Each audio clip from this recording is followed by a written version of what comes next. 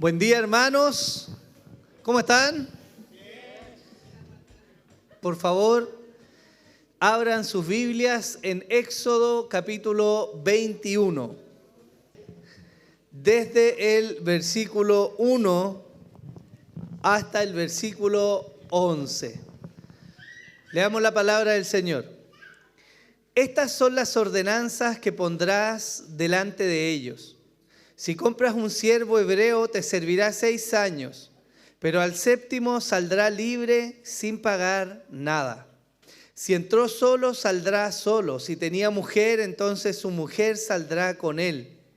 Si su amo le da mujer y ella le da a luz hijos o hijas, la mujer y sus hijos serán de su amo y él saldrá solo.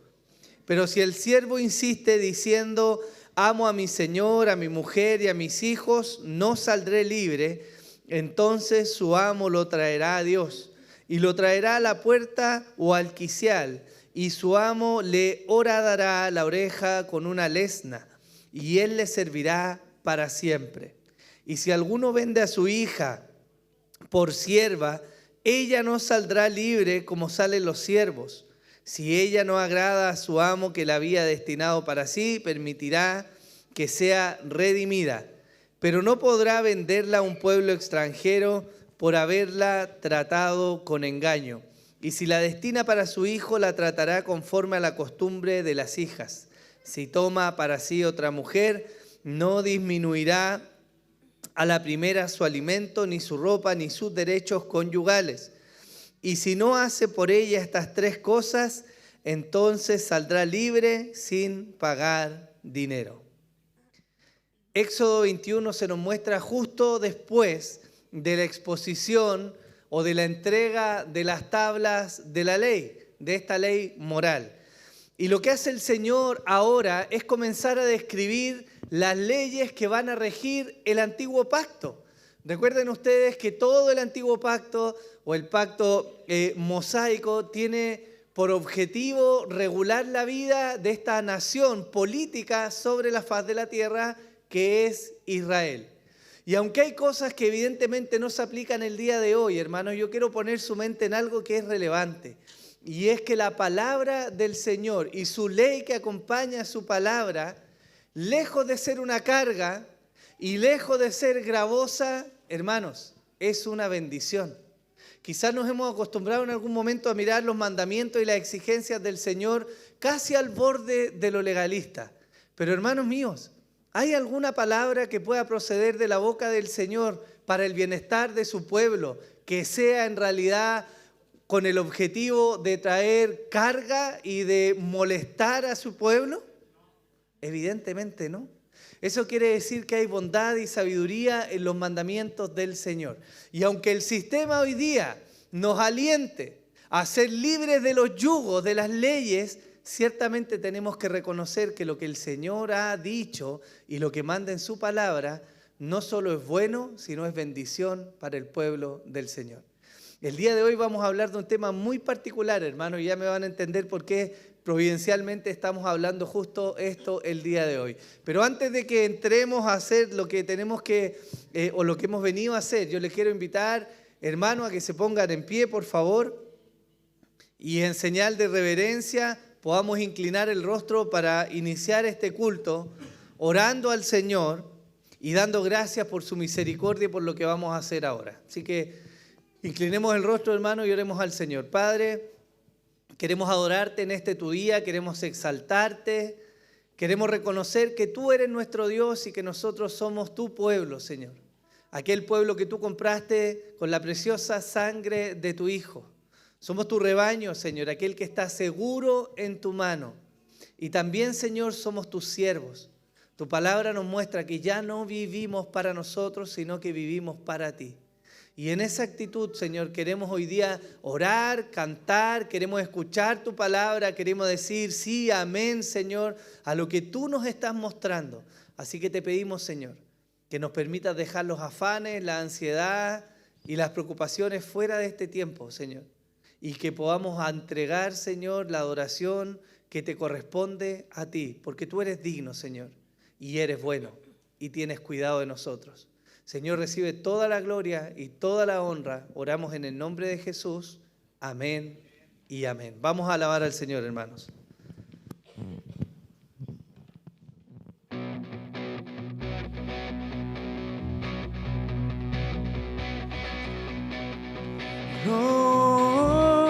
Glorioso,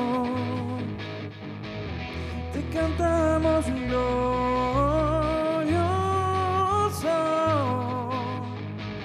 lo gritamos, Cristo te alabaré, tu nombre exaltaré, glorioso,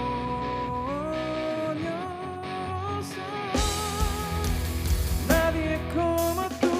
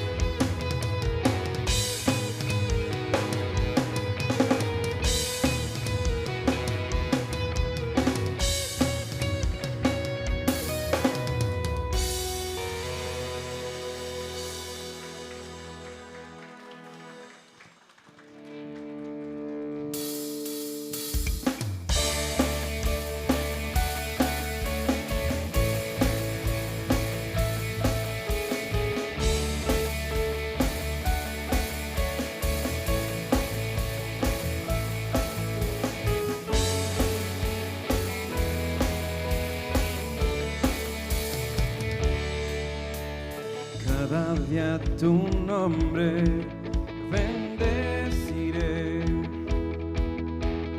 Moraré en tu gloria y esplendor, en tus maravillas meditaré, de tu gran poder proclamaré, de tu salvación diré y de tus bondades, porque eres más grande de lo que imagino y más hermoso, Dios, de lo que he pensado. Oh, tú eres grande y digno de alabar. Las generaciones te cantarán, tu misericordia alabarán. Cantaremos juntos del Salvador, del vino y del pecado nos libró. Llenas nuestras vidas, por siempre te alabaremos, porque eres más grande de lo que imagino y más hermoso, Dios, de lo que he pensado. Oh, tú eres grande y digno de alabar.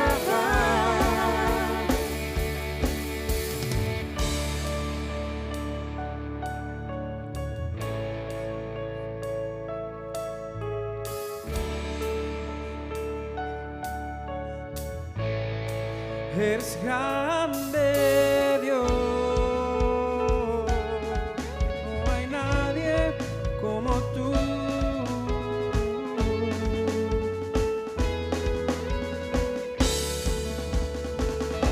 Porque eres más grande de lo que imagino y más hermoso, Dios, de lo que he pensado. Porque eres más grande de lo que imagino y más hermoso, Dios, de lo que he pensado. Oh, tú eres grande y digno de alabar.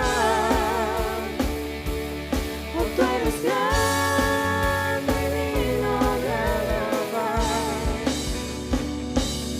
Oh, tú eres grande y digno de alabar.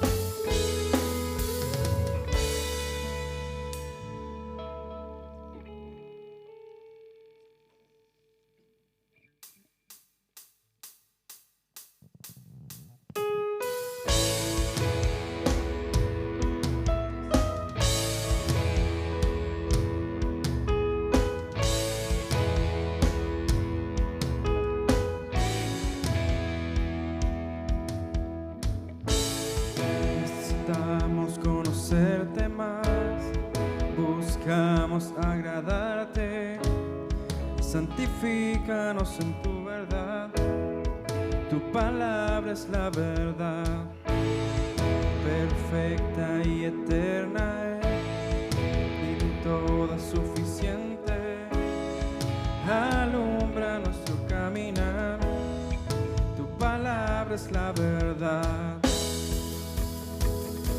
Enséñanos a obedecer tu voz, renueva nuestra mente y corazón para vivir en tus propósitos por tu palabra, oh Dios.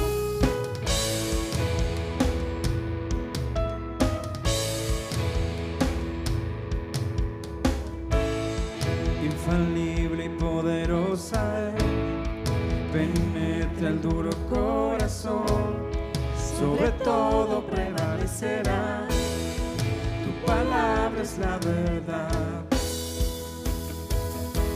Enséñanos a obedecer tu voz, renueva nuestra mente y corazón para vivir en tus propósitos, por tu palabra, oh Dios, y caminar en integridad, en todo tiempo hacer tu voluntad, al conocerte cada día más, por tu palabra, oh Dios.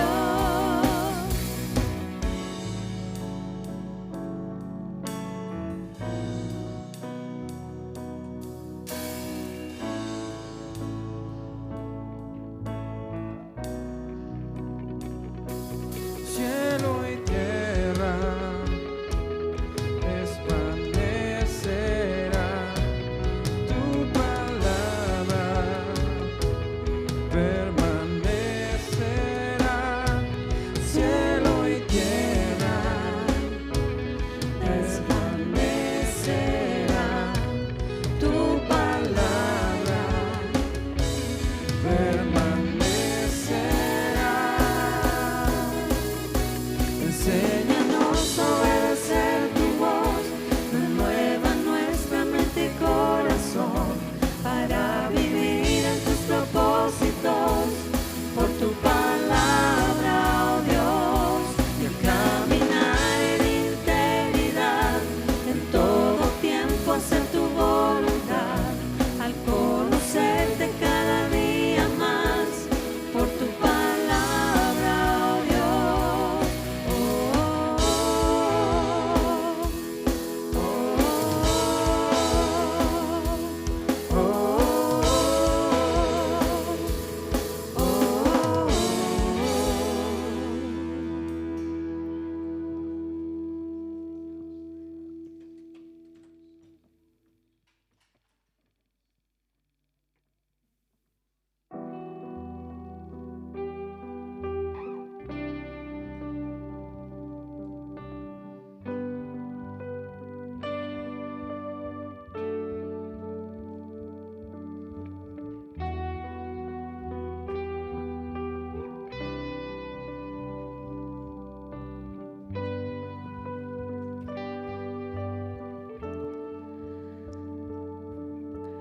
¿Cómo recibiré de ti el bien y el mal rechazaré?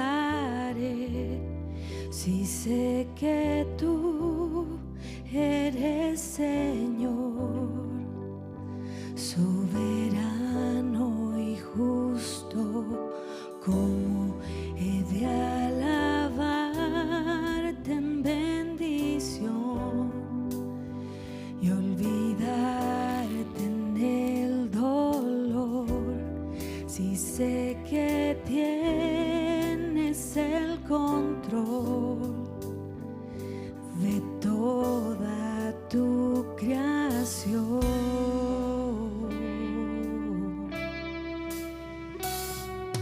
¿Cómo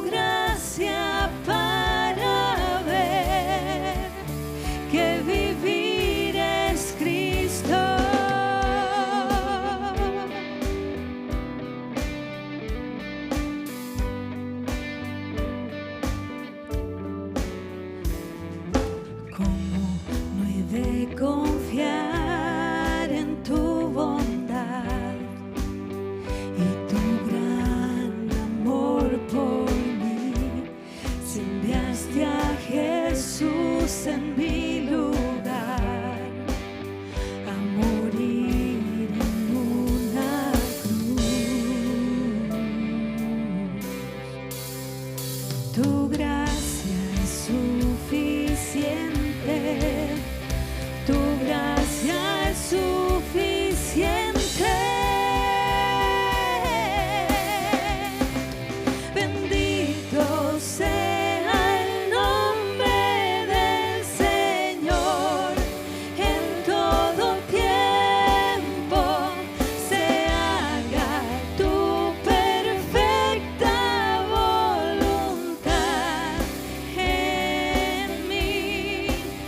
Trae gloria a tu nombre a través de mi aflicción.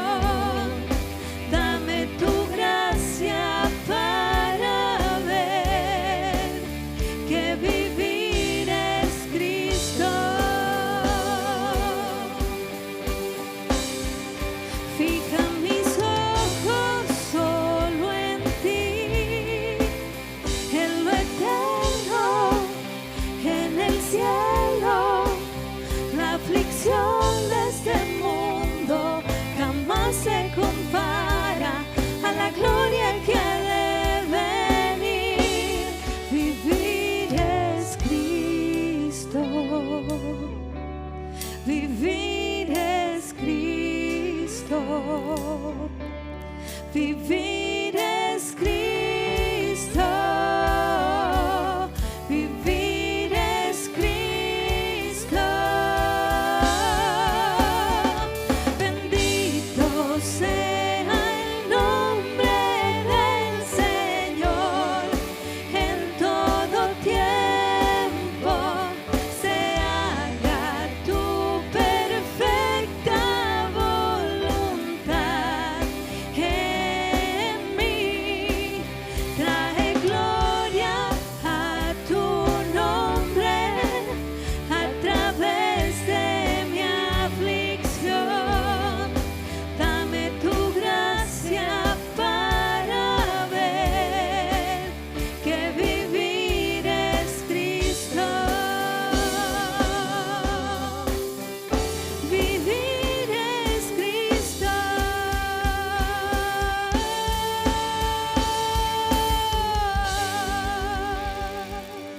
Gloria a ti, Señor. Vamos a orar, hermanos, antes de iniciar este tiempo de exposición en la palabra, y vamos a pedir la dirección del Espíritu Santo. Es necesario, hermanos, que oremos al Señor para que nos dé entendimiento de su palabra y por este pecador para que también tenga gracia para predicar su palabra perfecta y santa. Así que les invito, hermanos, a que por favor brevemente inclinen su rostro y oremos al Señor antes de comenzar. Padre, queremos pedir a ti en esta hora, Señor, en la exposición de tu palabra, la guía de tu Espíritu Santo, Señor.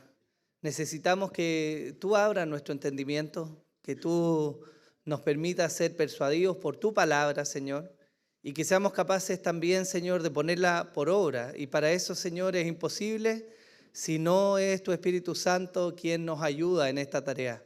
Yo te pido por mí, Señor, que soy pecador, para exponer tu palabra perfecta. Señor, dame gracia, ten misericordia de mí. Permíteme ser fiel a tu palabra, lo que tú nos has mostrado, Señor, y que entonces tu iglesia sea edificada, Señor. Rogamos tu bendición en este tiempo, en el nombre de Jesús. Amén y amén. Por favor, hermanos míos, acompáñenme en sus Biblias en el Evangelio de Mateo, capítulo 18. Vamos a leer entre los versículos 15 al 21. Usted me dice amén cuando lo tenga. Mateo 18, 15 al 21. Perfecto, ¿lo tiene? ¿Sí? ¿Los niños tienen ahí la Biblia? ¿Sí? ¿Están o no? Perfecto. Hay unos que son como niños. Mateo 18 dice así: por tanto, si tu hermano peca contra ti, ve y repréndele, estando tú y él solos. Si te oyere, has ganado a tu hermano. Mas si no te oyere, toma aún contigo a uno o dos, para que en boca de 2 o 3 testigos conste toda palabra. Si no los oyere a ellos, dilo a la iglesia. Y si no oyere a la iglesia, tenle por gentil y publicano. De cierto os digo que todo lo que atéis en la tierra será atado en el cielo, y todo lo que desatéis en la tierra será desatado en el cielo. Otra vez os digo que si dos de vosotros se pusieren de acuerdo en la tierra acerca de cualquiera cosa que pidieren, les será hecho por mi Padre que está en los cielos. Porque donde están 2 o 3 congregados en mi nombre, allí estoy yo en medio de ellos. Entonces se le acercó Pedro y le dijo: Señor, ¿cuántas veces perdonaré a mi hermano que peque contra mí? ¿Hasta 7? Jesús le dijo: no te digo hasta 7, sino aún hasta 70 veces 7. Amén. Hermanos, hoy día vamos a abordar uno de los temas más controversiales y mal manejados en la iglesia contemporánea. Y es el asunto del trato con el pecado y con los pecadores. En un extremo se encuentran aquellos que con desidia simplemente pasan por alto el conflicto e ignoran las situaciones del pecado pensando que alguien en algún momento las va a resolver. Por el otro lado, tenemos celotes, enérgicos, hombres y mujeres justicieros que buscan sin ninguna mesura ni sabiduría traer a los pecadores y obligarlos al arrepentimiento. Algunos llegan incluso a decapitar, figurativamente hablando, a aquellos a quienes prometieron amar. La verdad es que, hermanos, somos pecadores. Somos pecadores. Nuestros hijos pecan. Y esa condición no ha de ser transformada sino hasta que estemos en gloria con el Señor. Eso quiere decir que hay una realidad en la cual nosotros estamos inmersos. Y esa realidad es que hay pecado en medio nuestro. Ahora, ¿tendrá la Biblia algo que decirnos respecto al pecado si es algo que es propio de la naturaleza caída del ser humano y que se permea aún en las relaciones de la iglesia? ¿Qué cree usted? Por supuesto que sí. La Biblia aborda con bastante claridad cómo debe tratarse el pecado en la iglesia. Y nuestra tarea el día de hoy es ver cuál es el rol de la disciplina eclesiástica en la vida de la iglesia de cara particularmente al tratamiento del pecado. No es un tema popular, es un tema muy mal interpretado y es un tema al que muchas personas le hacen el quite porque en realidad es incómodo. Pero tenemos que mirar la Escritura y ser conscientes de que Dios nos habla de esto y de la importancia que esto tiene para la vida de la iglesia. Por lo tanto, si el Señor nos habla de esto y de la importancia que tiene, ¿qué debemos hacer nosotros? Estudiar acerca de esto, ¿no? Por supuesto que sí. Y si queremos entender esto, tenemos que ir primero entonces a mirar la Biblia, a saber si realmente hay algún fundamento para hablar de esto que nosotros llamamos disciplina eclesiástica. Y me gustaría llevarlos a ustedes en un recorrido muy breve a lo que ocurre en el Evangelio de Mateo justo antes de que Jesús hable de este pasaje acerca de la disciplina eclesiástica. En Mateo 17, desde el primer versículo nosotros vemos que Jesús se transfigura delante de Pedro, Jacobo y Juan. Poco después de eso, él sana a un muchacho y reprende a la gente por su incredulidad. Seguido a eso, él anuncia su muerte. Luego vemos un milagro maravilloso. Él tiene que pagar impuestos y manda a Pedro a que tome un pez del mar, ¿cierto? Y que encuentre en su boca la moneda que necesita para pagar los impuestos. Justo después de eso, Jesús aborda la necesidad de ser como niños. Y ahí, justo ahí, Él levanta un ay. Él advierte a aquellos que se atrevan a hacer caer a sus pequeños. ¿Qué sigue luego? Él habla acerca de la parábola de la oveja perdida. Y luego de eso, él sigue su discurso con la forma en que se debe abordar el pecado. Después de que él habla de cómo se aborda el pecado, justo después de que él enseña eso, viene parte del texto que nosotros leímos. Pedro se acerca y le dice al Señor, Señor, ¿cuántas veces debo perdonar a mi hermano? ¿7? 7 era el número perfecto, ¿cierto? De alguna manera estaba diciendo, bueno, 7 muchas veces. Si yo perdono a mi hermano 7 veces, soy un gran hombre, pero después seguramente no debo perdonarlo. Y el Señor le dice, no, sino que hasta 70 veces 7. Y usted está haciendo los cálculos y diciendo bien, a la 491 se acabó la gracia. Pero es una forma de decirle en realidad, siempre debes perdonar. Y lo que sigue viene a cerrar todo el cuadro en el cual se enmarca el tema de la disciplina. Porque justo después de responderle a Pedro, Jesús dice, porque el reino de los cielos es semejante a, y habla de la parábola de los dos deudores. ¿De qué nos habla, hermanos, la parábola de los dos deudores? De la necesidad del perdón. Y eso enmarca, hermanos, la enseñanza que tiene que ver con la disciplina eclesiástica. La época en que nosotros vivimos, hermanos, el día de hoy, es una época en que se privilegia sobremanera la independencia. Pero en términos de la vida eclesiástica, yo lo he dicho muchas veces, no existen los llaneros solitarios. No hay un aspecto de nuestra pertenencia a la iglesia en la cual podamos vivir separados del cuerpo. Eso no existe. Un miembro que vive separado del cuerpo es un miembro que está destinado a morir y a pudrirse. Es como si usted se cortara una mano y la dejara ahí y pensara que en 5 años más esa mano va a estar ahí y usted se la va a poder volver a poner. Pero la verdad es que eso no existe. Y aunque hay un grado evidentemente de independencia en la vida particular de cada uno de los miembros de la iglesia, el quehacer de la iglesia demanda la interacción y demanda la rendición de cuentas y demanda una vida en la cual uno responde a otros, así como al mismo tiempo debe buscar el bienestar de otros. Eso quiere decir, hermanos, que en la práctica de la vida de la iglesia no existe tal cosa como vivir para mí y solo para mí. Ahora, ¿hay evidencia de disciplina eclesiástica o de esto que nosotros estamos planteando en la Biblia? Tenemos algunos casos que me gustaría mencionar. Uno de ellos es el apóstol Pablo hablando a los hermanos de Tesalónica en 1 Tesalonicenses 5:14, y él dice así: les exhortamos, hermanos, que amonesten a los indisciplinados, que animen a los desalentados, que sostengan a los débiles y que sean pacientes con todos.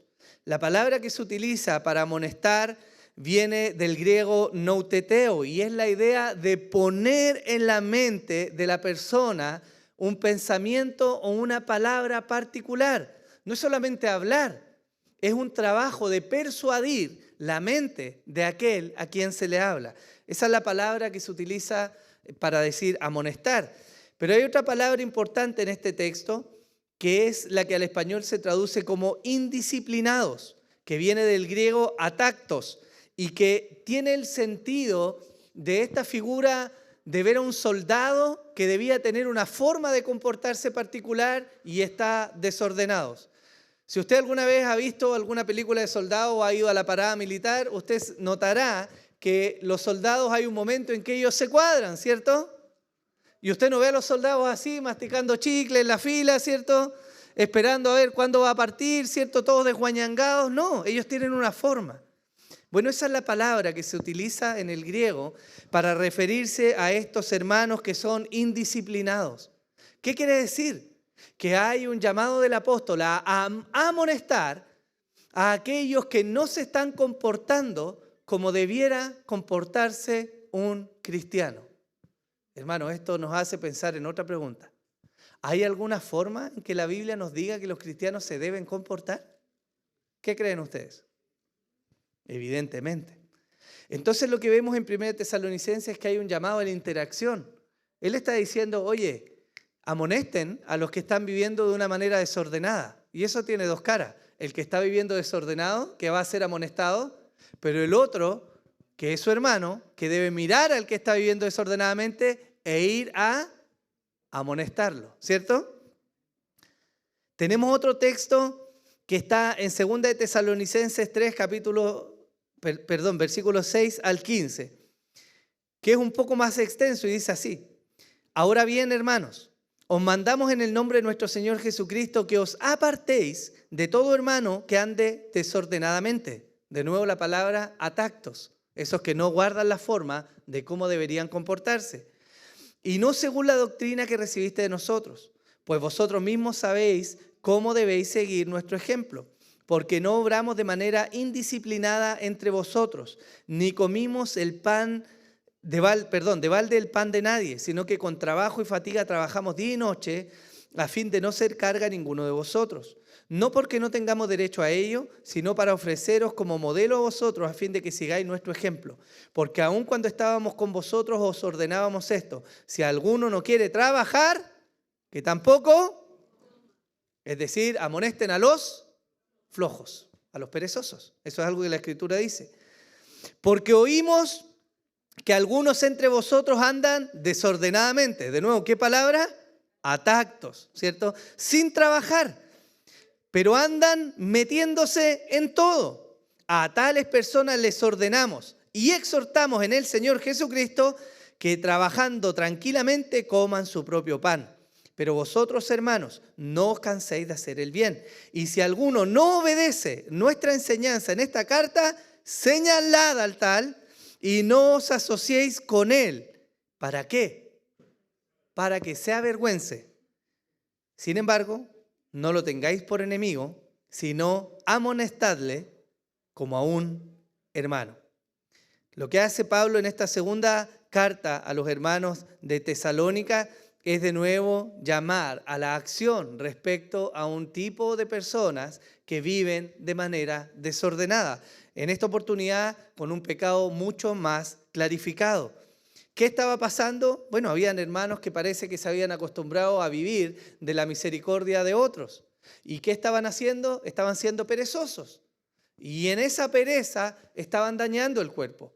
¿Qué dice el apóstol? Vayan y amonéstenlos. Y si no se quieren arrepentir, entonces señálenlo y no se junten con ellos. ¿Para qué? Para que se avergüencen. Como una señal de un llamado al arrepentimiento. Parece duro, ¿no? Pero esa es la Biblia, hermano. Usted lo puede leer ahí. La misma Biblia suya lo dice ahí. ¿Cuál es el objetivo de Pablo? Que el hermano se avergüence de su conducta pecaminosa y entonces se arrepienta. ¿Para qué? Para que ahora trabaje y entonces comparta lo suyo y viva en paz. Pero hay un caso más que nos trae mayor claridad todavía respecto a la confrontación del pecado, y es lo que ocurre en 1 Corintios capítulo 5, versículos 1 al 13. La Escritura dice así: en efecto, se oye que entre vosotros hay inmoralidad, una inmoralidad tal como no existe ni siquiera entre los gentiles, al extremo de que alguno tiene la mujer de su padre. Y os habéis vuelto arrogantes en lugar de haberos entristecido, para que el que de entre vosotros ha cometido esta acción fuera expulsado de en medio de vosotros. El apóstol Pablo reprende a la iglesia en Corinto. Los reprende porque hay un pecado atroz ocurriendo en medio de ellos. ¿Cuál es el pecado? Una relación no matrimonial, evidentemente, y por el contrario, un hombre que se atrevió a quebrar la relación matrimonial de su padre para estar con la mujer de su padre. Eso es un pecado horrible. Y el apóstol le escribe a los hermanos de Corinto y le dice: hermanos, ¿están ahí? ¿Por qué están pasivos frente a lo que está pasando delante de ustedes? Ustedes deberían actuar y llamar a ese hombre al arrepentimiento y sacarlo de la congregación. Esa es la palabra del apóstol. ¿Por qué? Por lo que vamos a ver que significa la disciplina eclesiástica. El apóstol está reprendiendo la pasividad de los hermanos respecto al pecado que moraba junto a ellos. ¿Cuál es el objetivo? El objetivo es llamar al arrepentimiento. ¿Para qué? Para que la conducta pueda cambiar y sea consecuente con la verdad del Evangelio. Lo que vemos en esto, hermanos, es que hay un claro llamado bíblico a no ser pasivos respecto al pecado evidente de nuestros hermanos. Eso es algo que la Escritura dice. De hecho, quiero hacer un paréntesis acá, hermanos. que es muy importante de considerar. Fíjense que en Mateo 18 el gran tema es el perdón. Y el perdón se da a la luz de que hay una ofensa. Si no hay ofensa, no hay necesidad de perdón, ¿o no? Salvo que esté casado y a veces hay que pedir perdón, aunque uno no entienda, pero es una broma, hermano. El perdón se nos presenta en Mateo 18 y la ofensa se da por hecha. Fíjense que la naturaleza de la ofensa nace del hecho de que somos pecadores. Pero Jesús no está abordando precisamente el aspecto de que, hermanos, tengan cuidado con ofender. Él no está hablando de la actitud respecto a la ofensa en particular, sino que le está hablando de qué pasa con el ofendido en este caso. Eso es lo que está abordando Jesús. Y eso quiere decir, hermanos, como un pequeño paréntesis, que la realidad del pecado va a traer consigo las ofensas de manera constante. Eso pasa en el lecho matrimonial, eso pasa en la vida con los hijos, eso pasa en la vida de la iglesia, eso pasa en el trabajo y pasa en la sociedad, ¿o no? El pecado y las ofensas es algo que ocurre, querámoslo o no, porque estamos en un mundo caído y porque nuestra propia naturaleza hoy está caída. Por lo tanto, hay un énfasis del Señor en abordar este tipo de conflictos. Eso es lo que está haciendo. Ahora, si la Biblia nos da testimonio de que el pecado debe tratarse, yo les preguntaría, o debiéramos más bien preguntarnos, ¿hay algún fundamento de verdad en la Biblia como para yo tener que aceptar que alguien me venga a exhortar respecto a mi pecado? ¿Y qué creen ustedes? Por supuesto que lo hay. Mateo 16, esto lo vimos hace algunos sermones atrás cuando hablamos del gobierno de la iglesia. Respondiendo Simón Pedro dijo, tú eres el Cristo, el Hijo del Dios viviente. Y Jesús respondiendo le dijo, bienaventurado eres Simón, hijo de Jonás, porque esto no te lo reveló carne ni sangre, sino mi Padre que está en los cielos. Yo también te digo que tú eres Pedro, y sobre esta roca edificaré mi iglesia, y las puertas del Hades no prevalecerán contra ella. Yo te daré las llaves del reino de los cielos, y lo que ates en la tierra será atado en los cielos, y lo que desates en la tierra será desatado en los... Lo que Jesús está haciendo ahí, ¿qué es? ¿No está entregando autoridad? Recuérdense ustedes, ¿quién era Pedro? Apóstol, pastor y miembro de la iglesia. Y él está delegando la autoridad y le está diciendo sobre la iglesia, yo voy a poner mi autoridad. ¿Para qué? Para que lo que la iglesia ate en la tierra sea atado en el cielo y lo que desate en la tierra sea desatado en los cielos. Y no estamos hablando de cheques, de milagros, de auto, de prosperidad. Estamos hablando en el contexto de la disciplina en la iglesia, es decir, de la autoridad que la iglesia tiene para excomulgar a miembros impenitentes y llamar al arrepentimiento y poner sanciones sobre aquellos que viven de manera desordenada. Esa es la autoridad que el Señor está entregando. Ahora, vamos a ver cómo funciona esta autoridad de manera particular un poco más adelante. Pero si nosotros hemos visto que realmente la Biblia nos anima a abordar el pecado, es decir, a no ser pasivos, y si el fundamento de ese tratamiento del pecado se halla en el hecho de que Él delegó su autoridad a la iglesia, tenemos que ver qué es entonces la disciplina eclesiástica. Y me gustaría partir por mencionarles lo que no es. Hermanos, la disciplina eclesiástica no es, como dicen algunos, una práctica carente de amor. La disciplina, lejos de ser una práctica carente de amor, es una muestra de interés y cuidado mutuo. Recuerden ustedes lo que enseñó Jesús la última noche antes de ser crucificado en Juan capítulo 13. Él toma a sus discípulos, se hace siervo, les lava los pies, unos pies cochinos, con polvo, quizás con heces de animales, con barro. Él se humilla, les lava los pies y le dice a sus discípulos, ejemplo les he dado, para que como yo os he hecho, ustedes también, ¿quién? Hagan, ¿quiénes con quiénes? Unos a otros. Y el contexto de la enseñanza del Señor es que era solamente lavarle los pies, porque no usaban zapatillas, claro, ahí está. Entonces, como no usaban zapatillas, nosotros estamos exentos de eso, ¿cierto? Él cuando conversa con Pedro, cuando Pedro le dice, Señor, pero no, ¿cómo se te ocurre? ¿Cómo me vas a lavar a mí, cierto? El Señor le dice, oye, pero espérate, y ustedes ya están limpios.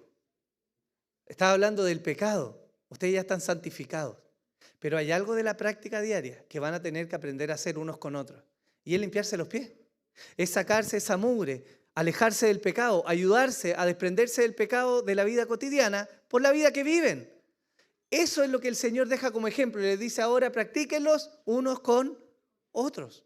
Por lo tanto, la disciplina eclesiástica, lejos de ser una muestra o una práctica carente de amor, es por el contrario, una muestra de amor y de importancia al preocuparnos del bienestar de otros. ¿Por qué? Porque la paga del pecado es... Y si tú realmente amas a tu hermano, tú no quieres que él padezca producto del pecado. Ese es el fundamento. Pero la práctica, además, implica que esto no es solamente un castigo para el pecador. La disciplina bíblica, correctamente aplicada, no busca la sanción, busca el arrepentimiento. Ese es el foco de la disciplina. La sanción viene a ser el resultado de un proceso en el cual el pecador no se arrepiente. No es el propósito principal de un proceso de disciplina eclesiástica. Por lo tanto, ¿la disciplina busca solamente castigar al pecador? No, hermanos.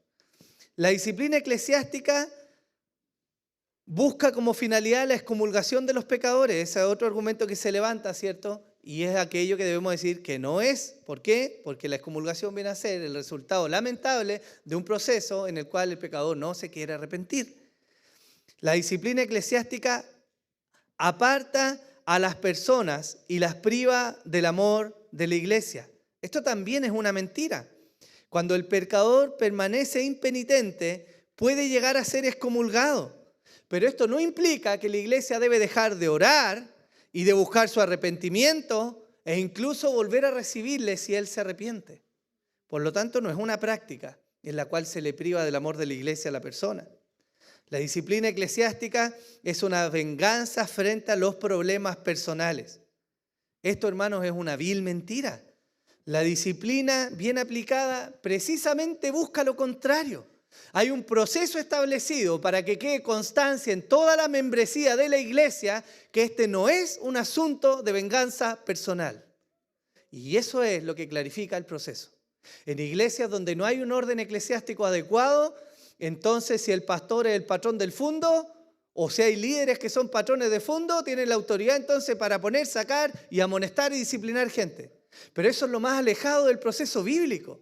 Porque lo que vemos nosotros en 1 Corintios 5, cuando el apóstol llama a la iglesia y les dice ustedes han sido pasivos en tratar este pecado, después se nos muestra que la iglesia, en 2 Corintios, cuando se le recibe, dice que la iglesia votó el excomulgarlo. Por lo tanto, si la iglesia votó, ¿es una decisión que pasó solo por una persona? No. Y eso es algo importante. Por lo tanto, la disciplina no es una venganza personal. La disciplina eclesiástica se aplica solo a pecados escandalosos. Quizá usted está pensando en disciplina y dice, bueno, si hay un hermano evidentemente con un pecado como el de 1 Corintios 5, tan escandaloso, sí hay que aplicar disciplina. Pero la verdad es que no. La disciplina también está dispuesta para aquellos que perseveran en algún pecado particular sin mostrar arrepentimiento, independiente de la magnitud. Y eso es algo que tenemos que entender. Y la disciplina eclesiástica, algunos dicen es una práctica antigua, desactualizada, que hoy carece de valor. Pero lejos de ser una práctica antigua, si miramos hacia atrás en la historia, la disciplina bíblica sigue vigente porque la palabra del Señor sigue vigente. Y es una práctica adecuada que busca varios objetivos que los vamos a abordar un poco más adelante. Ahora, eso es lo que no es la disciplina bíblica. ¿Pero qué es la disciplina bíblica? Para abordar lo que es la disciplina bíblica, tenemos que entender lo que nos dice el apóstol Juan en 1 Juan 1:8. Si decimos que no tenemos pecado, nos engañamos a nosotros mismos. Hermanos, ¿quién de acá es santo para no pecar? ¿Hay alguien que se atreve a decir, no, yo soy santo, yo no peco? ¿Y los niños pecan o no? Digan la verdad. El pecado lamentablemente es parte de la vida de este lado de la eternidad. Y mientras el Señor no vuelva por su iglesia y no la transforme, ¿cierto? Va a haber pecado en nosotros, es decir, esa es la realidad. Pero fíjense, para entender el objetivo de la disciplina eclesiástica, lo que nos muestra la secuencia que tenemos en Mateo 18. Parábola de la oveja perdida nos está diciendo: no deseches a aquel que se extravió. El segmento de la disciplina eclesiástica nos dice: exhorta al que persiste en pecar. ¿Cuántas veces debo perdonar? Nos dice: perdona las veces que sea necesario.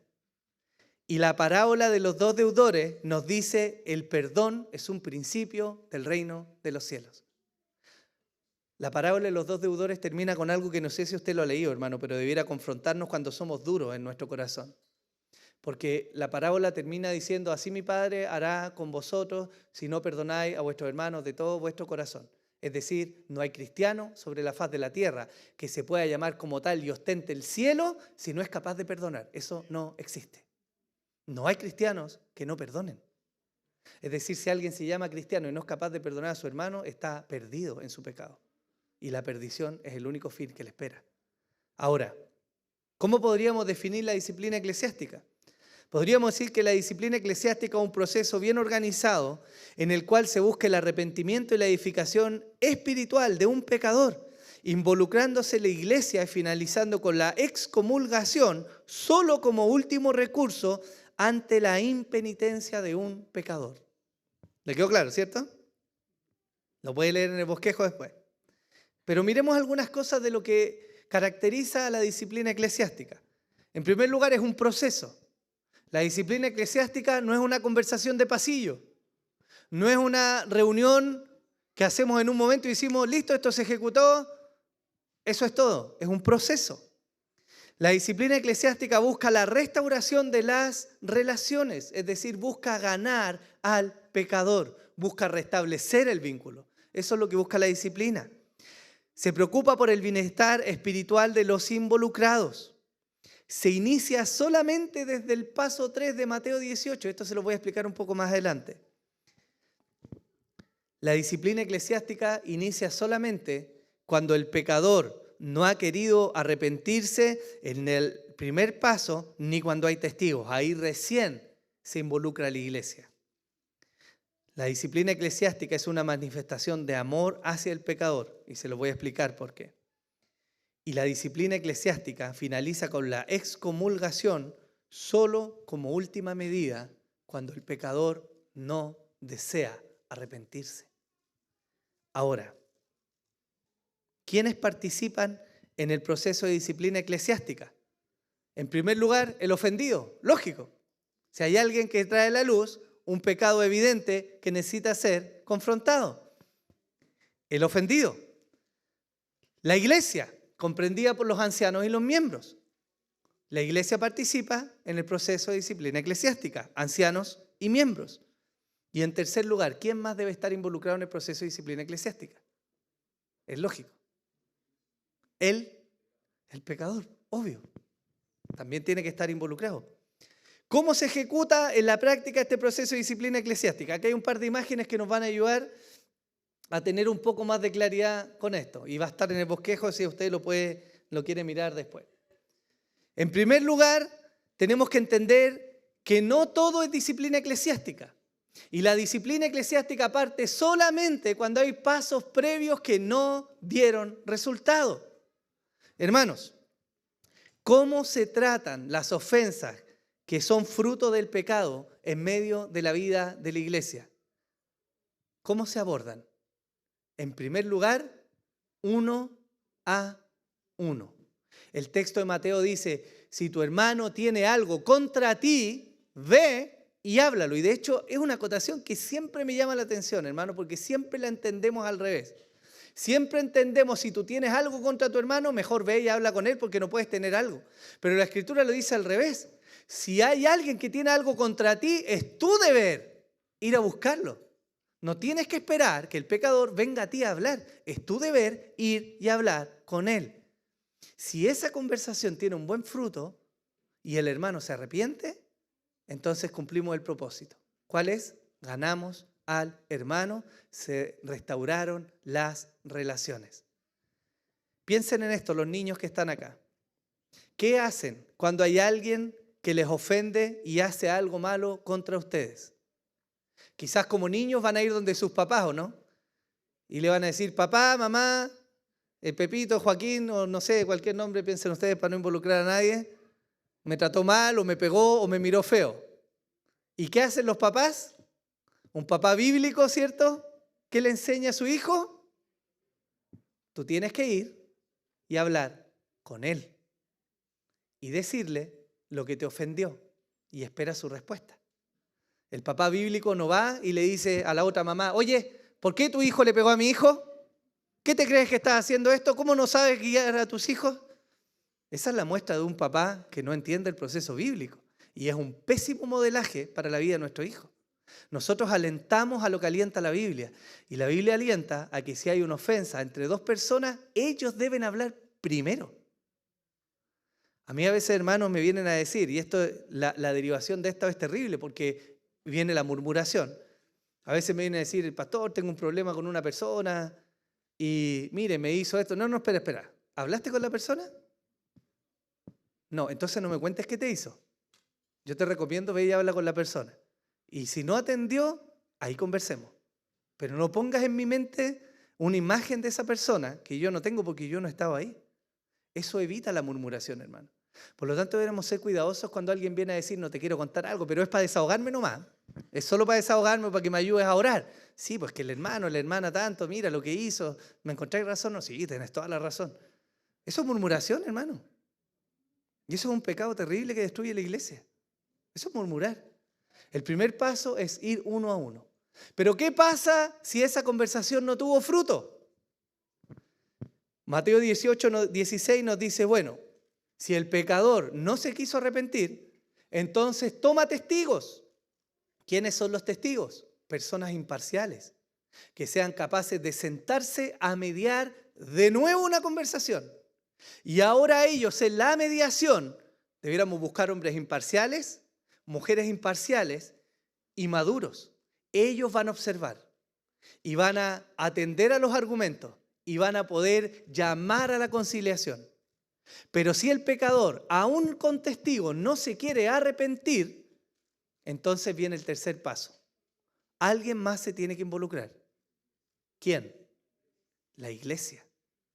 Es ahí cuando recién, hermano, inicia el proceso de disciplina eclesiástica. Disciplina eclesiástica es cuando hemos llegado a esa triste instancia en que la membresía se tiene que involucrar para llamar a un pecador al arrepentimiento. No viene antes de eso. Que dos personas hablen no es disciplina eclesiástica. Que haya un grupo de personas como testigos imparciales que tengan que dialogar no es disciplina eclesiástica. Es solamente, como dice ahí, desde el tercer paso. Ese es el tercer paso que yo le había dicho. ¿Se entiende? Perfecto. Vamos a la otra imagen.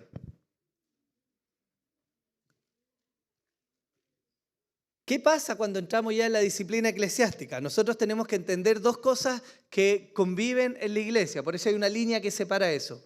Está la autoridad de los ancianos. Los ancianos tienen un rol de gobierno. Esos son los pastores. Ellos gobiernan sobre la iglesia. Y está por otro lado la membresía, que tiene sus libertades. Ambos interactúan en el proceso. Porque de nuevo, cuando en Mateo 18 se nos dice, si no se quiere arrepentir, ve y díselo a la iglesia. ¿Qué iglesia?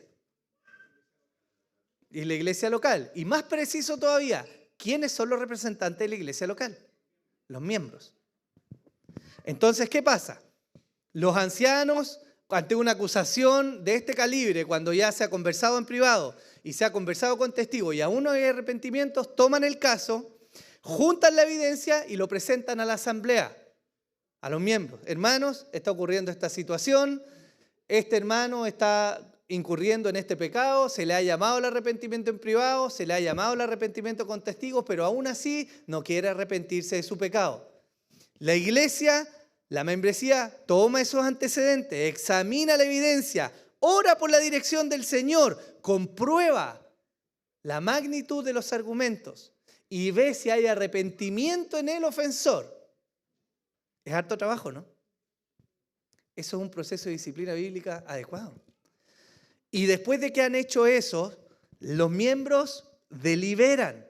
La iglesia vota si es que determinan que este pecador no ha querido arrepentirse, entonces la iglesia debe votar. ¿Y qué hace la iglesia? Junto con los ancianos tienen el poder entonces de pedir la excomulgación del pecador impenitente. Pero el asunto vuelve ahora a las manos de los ancianos. ¿Por qué? ¿Quiénes reciben miembros en la iglesia? Los ancianos. Ellos reciben. ¿Y quiénes tienen el poder otorgado por el Señor para excomulgar? Los ancianos. Pero no lo pueden hacer solos. Lo hacen en virtud de la decisión de la membresía. Entonces, si la membresía analiza la situación y este pecador permanece impenitente, los ancianos, atendiendo a lo que la iglesia ha deliberado, ejecutan la excomulgación. Esa es la práctica, cómo funciona. Hermanos, este modelo, que es de los bautistas reformados o congregacional, nos ayuda a minimizar la corrupción e involucra a toda la iglesia. Dígame, ¿dónde hay el espacio ahí para venganzas personales? No hay espacio. ¿Dónde está el espacio para el secretismo? No hay espacio para el secretismo. La iglesia debe conocer, se debe involucrar, debe orar, debe buscar el arrepentimiento. No un teteo, poner en la mente. No es simplemente decirle, oye, ya, pues Juanito, para de pecar. No, es persuadir, es abrir la Biblia, es buscar, es orar, es llamar, es insistir. Ese es el rol de la iglesia. Y cuando todo eso no ha dado fruto, el resultado es entonces tomar a este pecador, expulsarlo de la membresía. Aquí hay un paréntesis importante. La disciplina bíblica opera para miembros, porque no se puede expulsar a alguien que no ha sido recibido en la membresía. Eso es lógico, porque una de las consecuencias de la excomulgación es salir de la membresía, ¿cierto? Esto como señal cuando no ha habido arrepentimiento. Ahora, ¿qué consecuencias tiene la disciplina bíblica? Bueno, lo dijimos. Si rehúsa escucharlo, dilo a la iglesia, y si también rehúsa escuchar a la iglesia, sea para ti, ¿cómo dice ahí? Como gentil y recaudador de impuestos. Otras versiones dicen como un publicano. Y les quiero explicar esto, hermano. Porque dentro de las consecuencias de la disciplina eclesiástica, cuando no hay arrepentimiento, es que la iglesia debe excomulgar a tal persona de la membresía, restringiéndole sus privilegios. ¿Qué privilegios? El de ser pastoreado, por ejemplo. El de tener voto en la asamblea. El de participar en la mesa del Señor. Esos privilegios de la membresía son quitados al miembro impenitente y es expulsado de la membresía. Y quiero aclarar esto. El miembro adicionalmente, dice Mateo 18, debe ser ahora considerado como un no creyente. Y esto es uno de los puntos más controversiales, porque yo sé que el espíritu celoso de algunos buenos hermanos cimentados en la fe me van a decir, pero solo Dios puede salvar. Y solo Él sabe quién es o no es cristiano, ¿no? Pero hay algo en todo este marco que nos puede llevar a intuir que cuando una persona llegó a este punto, le podríamos considerar no creyente. Piensen de nuevo. Parábola de la oveja perdida nos dice, busca al perdido. Disciplina eclesiástica nos dice, trata de ganar al hermano. ¿Cuántas veces debo perdonar? Las que sea, si es que se ha arrepentido. Y la parábola de los dos deudores nos lleva a pensar en esto, porque establece un principio del reino que es el perdón. ¿No debería un verdadero creyente arrepentirse de su pecado a la luz del perdón que obtuvo del Señor y de todos los argumentos que la iglesia del Señor presentó? Si hay una demostración contundente de que el pecador está efectivamente pecando, ¿qué debería hacer? ¿Cuál debería ser su respuesta? Arrepentirse. Y si él persiste en la dureza de su corazón y en no arrepentirse, ¿no es eso una señal, como dirían, de que no le ha amanecido? Es que entonces deba ser considerado como un no creyente. Y este punto es controversial, hermano, porque nosotros nos creemos muchas veces más buenos que Dios. Pero es el Señor el que está mandando a actuar de esta forma y decir si se le ha amonestado. El proceso era todo un proceso, no es una reunión de un día. si se le ha buscado, si se le han mostrado los argumentos, si se le ha exhortado, si se ha orado por él, si se le ha instado a arrepentirse, si se le ha acompañado en el camino, si se le ha visitado, si se ha abierto la Biblia con él, si se le ha llamado, si se ha llorado junto a él y aún así no quiere arrepentirse, alguien diría, quizás para que ustedes lo entiendan, si eso que está ahí tiene cola y ladra como perro y parece perro, ¿no será un perro? Bueno, y cuando vemos todas estas señales en una persona que se dice ser cristiano, ¿no será que en realidad no es cristiano? Por eso la Escritura dice, entonces excomúlgalo, porque muestra todas las señales de un no creyente. ¿Me entienden, no? Por eso es dura al final el resultado de un proceso de disciplina bíblica sobre una persona que no ha querido arrepentirse. Es lo mismo que le dice Pablo a los hermanos en Tesalónica. No se junten con este que dice ser cristiano, pero no anda como un cristiano. Ahora quiero aclarar eso. Porque no quiero que pensemos que somos como los testigos de Jehová, entonces, ¿cierto? Y cortamos relaciones, dejamos de celebrar cumpleaños, ¿cierto? Nunca más lo saludamos si lo vemos en la calle. Esa es la muestra de un hombre o una mujer que no tiene a Cristo en su corazón. ¿Qué significa realmente sacarlo o excomulgarlo? ¿Significa romper todos los puentes? No. ¿Por qué no? Ya que ustedes me lo dijeron. ¿Por qué no? Porque ese es el camino más fácil. Cortar las relaciones y romper los vínculos es el camino más fácil. Y lamentablemente si eso ocurre, habla muy mal de aquel que está en esa posición. Pero el asunto es más profundo que esto, hermanos. Y tiene que ver con algo particular. Usted puede tener buenos amigos no creyentes. Y puede tener familia no creyente a la cual ama sinceramente. Y puede compartir con ellos y celebrar con ellos y juntarse. Pero hay algo que usted no puede tener. No porque no quiera, sino porque naturalmente no puede. Y es tener comunión con un no converso. La comunión, que significa una unión en común, parte de la naturaleza de compartir a Cristo como el Señor y Salvador. ¿Qué nos reúne acá, hermanos? ¿Que nos caemos bien todos? Hermano, yo sé que no le caigo bien a todos. No nos une la filiación de la amistad. Nos une algo en particular que venimos a hacer todos los domingos a la iglesia. Y eso es Cristo. Por lo tanto, ¿puede haber comunión entre la luz y las tinieblas? Usted se puede llevar bien con gente inconversa, puede tener buenas amistades, pero no puede tener comunión, porque las naturalezas son distintas. Y cuando se tiene una persona en este proceso que no se ha arrepentido, se priva de la mesa, de hecho, porque ¿cómo va a tener comunión en la mesa de Cristo alguien que es considerado, que muestra los frutos de un inconverso con un creyente? No pueden tener comunión. Pero eso no significa cortar todos los puentes. Eso significa que es excluido de estos privilegios, es considerado como no creyente y aquí viene algo que es relevante. Cambia el foco de la interacción. Yo les leí, no sé si lo recuerdan, en la última enseñanza que di, un fragmento del progreso del peregrino, ¿se acuerdan? Cuando Cristiano va caminando y ve a Fiel más adelante y le dice, oye, espérame, quiero caminar contigo. Y se une finalmente a Fiel y él termina diciendo, qué bendición es poder caminar contigo, hermano, y hablar de la belleza del Señor. Hermano, usted puede hablar con un no creyente, puede hablar con un inconverso, puede predicarle el evangelio, pero jamás un no creyente va a admirar como usted la belleza de su Salvador. ¿Cómo va a hablar con un no creyente acerca de la dulzura que hay en el perdón del Señor? ¿Cómo va a experimentar si es un no creyente la grandeza de la hermosura del Señor? No puede. Eso quiere decir que el foco de la interacción cambia. Porque cuando yo estoy con un hermano puedo adorar junto a él. Pero cuando estoy con un no creyente debo evangelizarlo. Por lo tanto, no se cortan necesariamente todos los puentes. Pero sí cambia el sentido. Yo voy a tratar, por amor, de seguirle predicando el evangelio. Voy a llamarlo al arrepentimiento. Voy a insistir en que vea cuán grande es el Señor. Ese es el cambio en el foco. Eso es lo que hace la disciplina eclesiástica.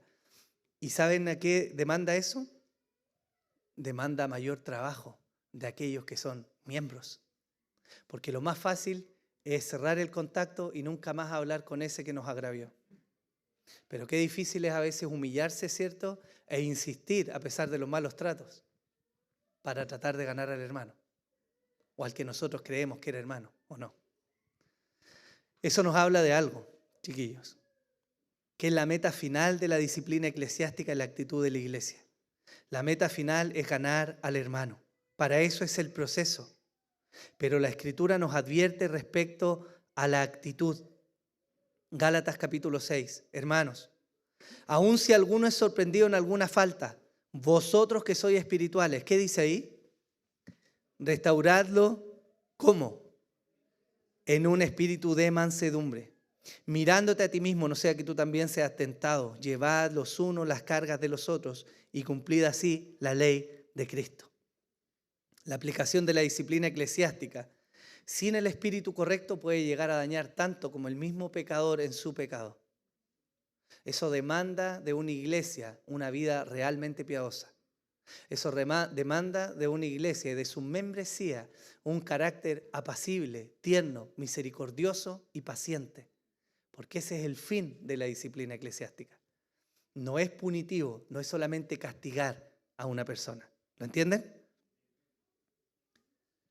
Segunda de Corintios capítulo 2 nos da el regreso de este pecador que fue excomulgado en Primera de Corintios 5.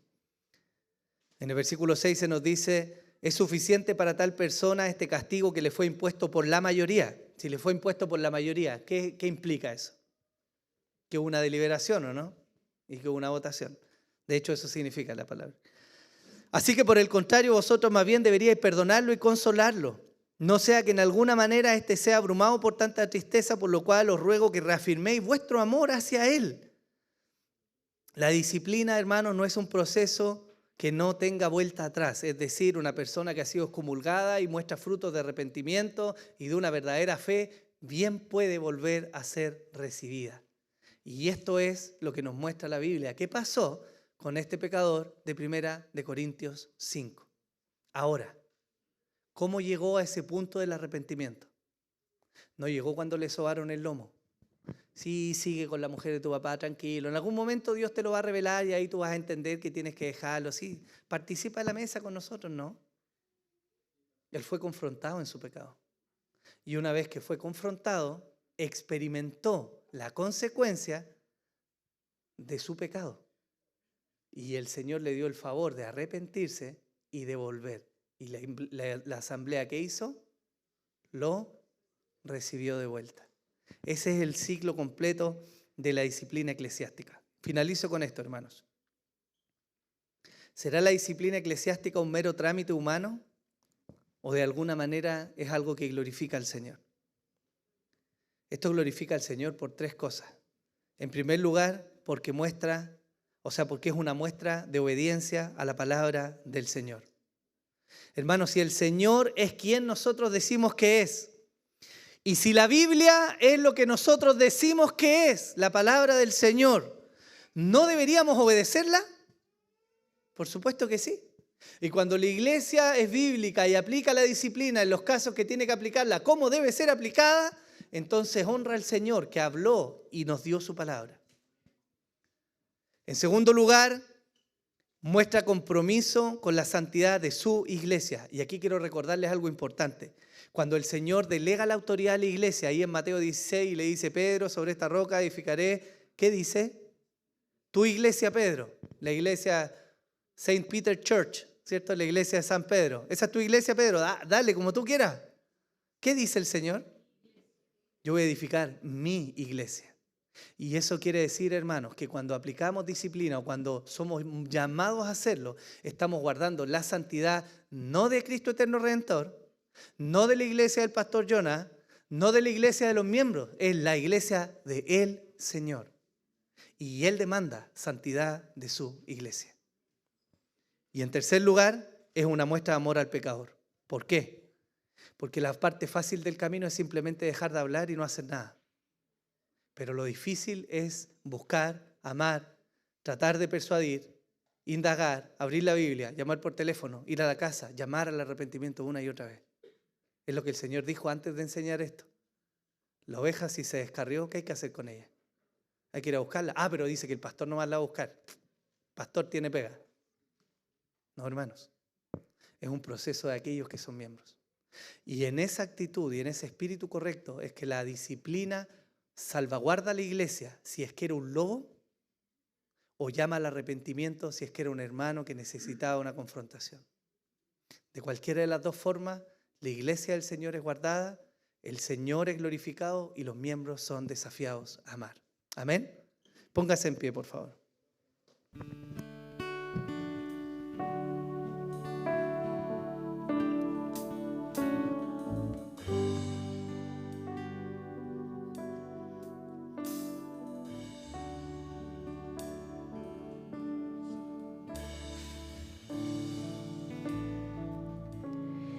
Cristo hermoso, pleno y eterno, hoy recibimos gracia de ti, a recordarte nos has llamado. Eres la ofrenda del que cree en ti. Sobre el altar te entregaste, roto cual pan, vertido cual vino, maravilloso rescate. Cristo Jesús, hoy recibimos de ti.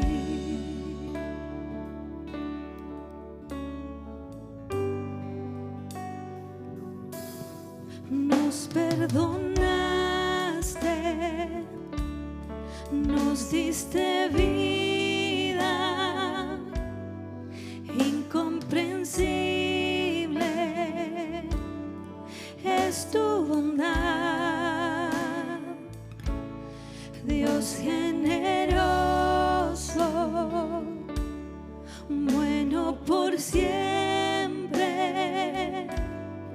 atesoramos lo que tú nos das. Sobre el altar te entregaste, roto cual pan, vertido cual vino, maravilloso rescate. Cristo Jesús, hoy recibimos de ti.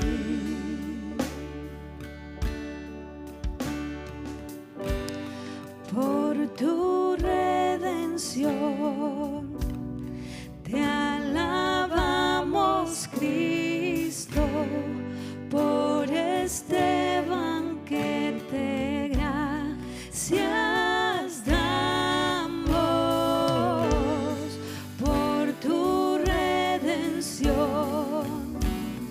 te alabamos, Cristo, por este banquete gracias damos.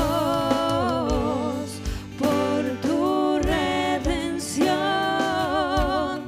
te alabamos, Cristo, por este banquete gracias damos. Sobre el altar te entregaste, roto cual pan, vertido cual vino, maravilloso rescate. Cristo Jesús, cuánto te amamos. Sobre el altar te entregaste, roto cual pan, vertido cual vino, maravilloso rescate.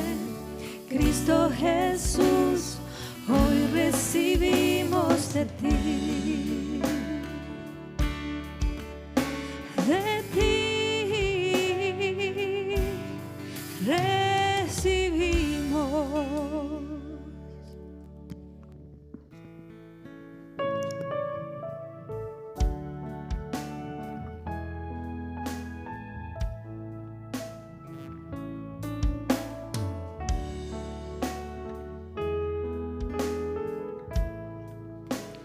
Gracias por la cruz, oh Dios,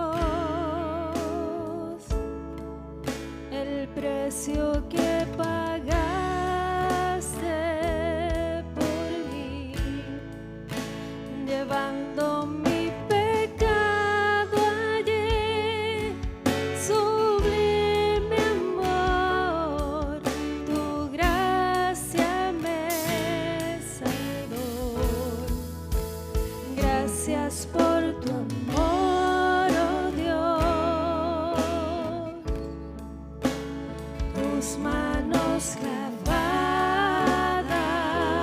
por mí, me has lavado, Señor, conozco hoy tu abrazo y tu perdón. Digno es el Señor, en su trono está.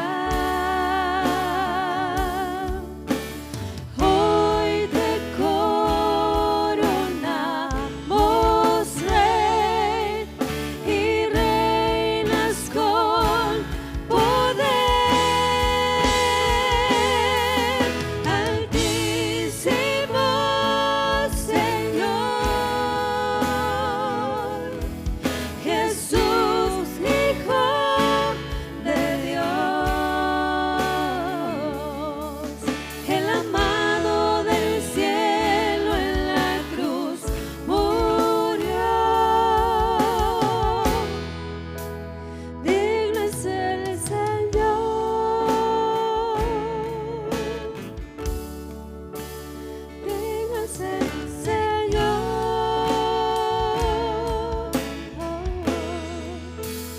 Gracias por la cruz, oh Dios,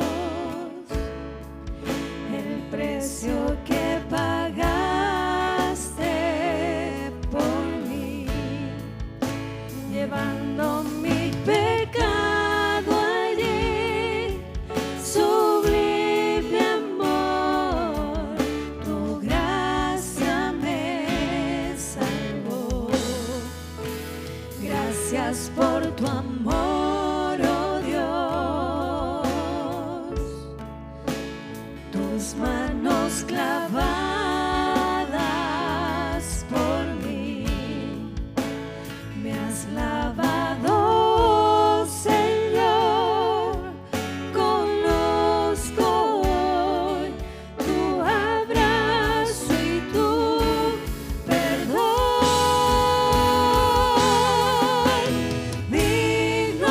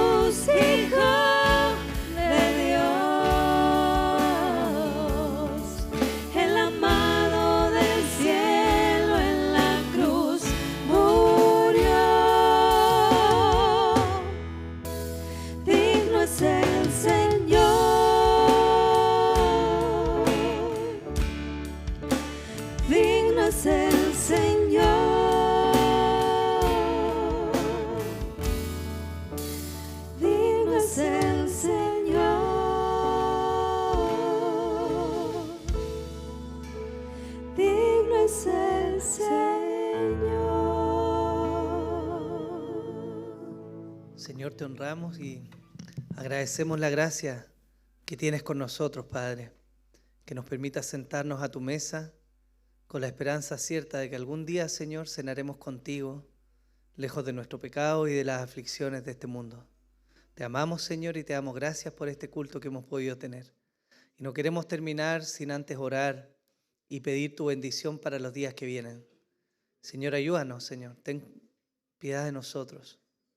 Que tu Espíritu Santo nos pueda dirigir y ayudar a enfrentar las adversidades y la vida en este mundo caído en los días que vienen por delante. Señor, ayúdanos a ser misericordiosos, a perdonar, a acercarnos a otros si hemos ofendido, Señor. Guárdanos, Señor, del mal, protégenos, Señor. Acompáñanos en la vida. Señor, que tu misericordia no se aparten, ni de nosotros ni de nuestras familias. Señor, también quiero orar por mis hermanos y hermanas que tienen afecciones a su salud, Señor, y quiero rogar que tu gracia les pueda levantar, Señor.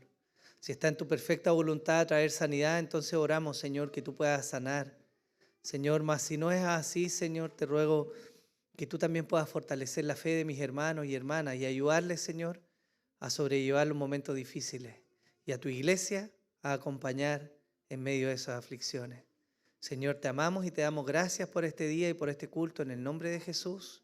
Amén y amén.